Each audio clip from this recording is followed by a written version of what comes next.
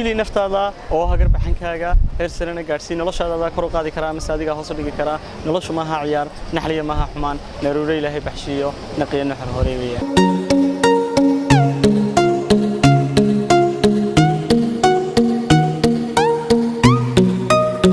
السلام عليكم ورحمة الله تعالى وبركاته ما توحى إن كهل دونا وقتها وحقول رئيس سويدين إنه ومحي وقتها ونلاشى قف كستاوي سبو إسكالي هاي صالحان قف ديو نولي هاي شنيا فرتن سنضاد إسقى وحى وقتها سوي هاي شنيا فرتن كاس سنضاد قف كله هدي وقتها سوي هاي بقول سنضاد وحى وقتها سوي هاي بقول كاس سنضاد وحبا أديك كم جرين وقتها ليهين تديوجا كله سببتها أديك وقتها كواه عمرجاجا ويا وقت جوابا أنت عدنا شهي أنت عدنا شهينا أديكم بيكو خاص هاي مركز وحى نورن كرنا وقت جو ونلاشى قف كستا ونوليه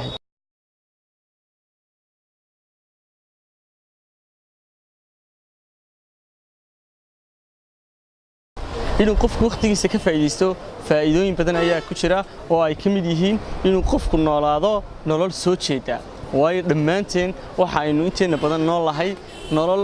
aan aynaan inagu ka warqabin ama aynaan ka warhaynin waan iska soo kacnaa waan iska seexanaa waxbaan iska cunaa waxbaan iska baranaa laakiin ma noolin oo uma fiirsano oo kama warqabno nolosheena si gaara ama si qoto dheerna uga warhayno dhacdooyinka inagu xeeran iyo dhacdooyin maalmeedkeenaba taas oo sabab u noqota in badan oo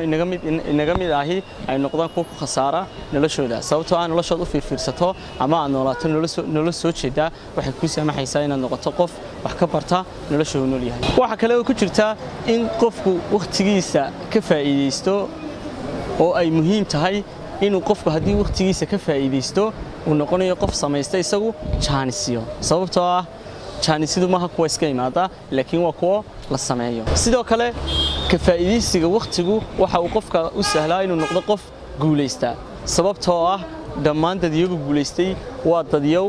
waqtigoodii galiyay wax wanaagsan oo ka faa'iideystay waqtigaaga oo aad ka faa'iideysataa waxay ka caawinaysaa inaad noqon qof caadisa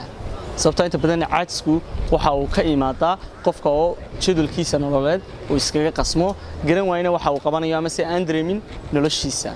waqtigu waxa kale oo inoo saamaxa inaynu qaadno mas'uuliyadda nolosheena waayo markaad waqtigaaga xisaabsanayso ee aad ku xisaabtamayso ee aad ka faa'iideysanayso waxaad noqonaysaa qof madaxa saartay 100% mas'uuliyadda noloshiisa kana warhaya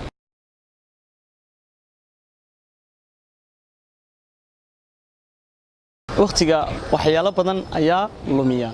waxyaalaha lumiya inta badan ama casrigan aynu noolahay waxa kamid ah waxyaalaha la yiraahdo social media ama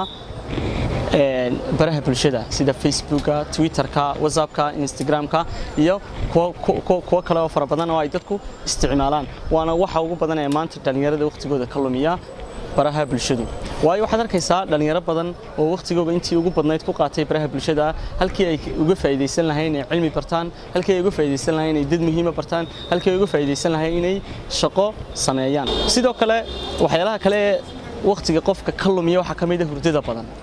waxaad arkaysaa dadyo ku oranaya noloshaydii baa qasantay oo inta badan way nagu adkaatay inaan subaxa hore kacno qofku haddaba si subaxii hore kale uu kaco waxa uu baahan yahay inuu habeenkii goor hore seexdo waayo habeenkii goor dambe seexataa kuma saamaxaysa inaad subaxii kacdo adigoo fresh ah inaad subaxii kacdo waqtigii Ilaahay subhanahu wa ta'ala ay kugu talagalay waqtigu waa mid kamida waxyaalaha ugu muhiimsan nolosha sababtoo ah Ilaahay quraankiisa subhanahu wa ta'ala ku yiri waja'alna layla libasa waja'alna nahara ma'asha Ilaahay subhanahu wa ta'ala ay maalintii wuxuu inooga dhigay waqti aynu ku shaqeysano habeenkii waxaan inooga dhigay waqti aynu ku raaxaysano oo nafteena ku nasino markaas caajisku waxa uu qofka kaga imanayaa in uu qofku aanu ahayn qof habeenkii hurdo fiican seexda sidoo kale inaanu qofku ahayn qof fahmay macnaha nolosha iyo qof fahmay macnaha waqtigiisu leeyahay hadii aad macnaha waqtigaagu leeyahay fahanto waxa uu baleeyna fahmayso macnaha noloshaada qiimeeynaysan naftaada iyo noloshaada waxyaalaha kale waqtiga lumiyo waxa kamid ah inaanu qofku lahayn jadwal maalmeed ku ka caawinaya inay noloshaadu ay noqoto mid habaysan waayo waqtigu waxa ka bilaabmayaaba waa maalin marka maalintaada hadii aad ka adkaato in aad dejiso waxyaalaha aad qabanaysay waxa hubaala in toddobaadkaaga iyo bishaada iyo sanadkaaga noqonayaan kuwa qorshaysan faham la'aanta nolosha ayaa iyaduna kamid ah waxyaalaha lumiya waqtiga way qofka hadii uu fahmi waayo ujeedka uu nool yahay waxa hubaala in aanu ku xisaabtamayn waqtigiisa waxa uu ku noqonayaa kale mid cadow ku ah sababtoo waxaad aragtay dhalinyaro badan oo oranaysa maanta in Maria aan ku soo lumin waqtigeena game maanta in Maria waqtigeena ku soo lumin ciyaar maanta in Maria ku soo lumin waqtigeena filmana daawna ama sheekaan macno lahayn marka macnaha nolosha waad fahantaa waxay ka caawinaysaa inaad fahanto qiimaha waqtigaaga fahantaan isagoo sidoo kale wuxuu ka caawinayaa inaad noqoto qof wax soo saarkiisu aad u sareeyo oo guulo badan gaadhay insha Allah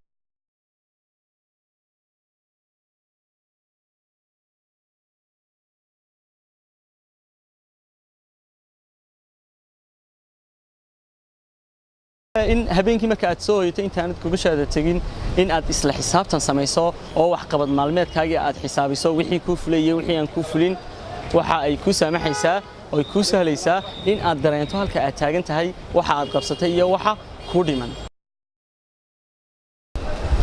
sidoo kale inaad samaysato caado maalmeed ama waxaad maalin walba qabatid waxa ay ku sahlaysaa oo ku fududeynaysaa inaad noqoto qof ka faa'iideystay waqtigiisa tusaalaha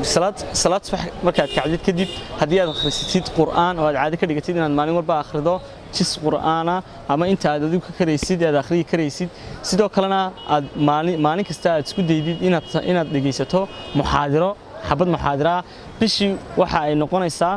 ay noqonayaan 30 muxaadaro inaad dhageysatay sidoo kale jimicsi aad ku dhex samayso guriga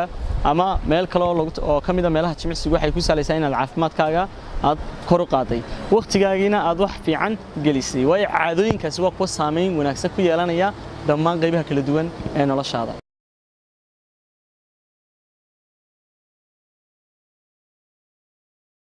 nolosha gabigeeduba waxa ay ku dhisan tahay iscaawin iskarabsi iyo iskacan qabad hadii aad doonaysid tusaalahaan oo kale inaad buug soo iibsato sidoo kalena ay ku taalo in aad ka shaqeyso hawlo lagaaga soo diray jaamacadda iskuulkaaga ama meesha aad digato waxaad awood u yeelanaysaa inaad ka shaqeyso waxa lagu soo diray sidoo kalena aad dirsato qof tagaya suuqa oo kamid ah asxaabtaada ama ehelkaaga si uu buuga kugu soo iibiyo taa macnaheedu waxa weeye in buugiina lagu soo iibiyay adiguna aad ka shaqeysay hawshii ku taalay adigoo gurigiina jooga. Assalaamu alaykum wa rahmatullahi ta'ala wa barakatuh.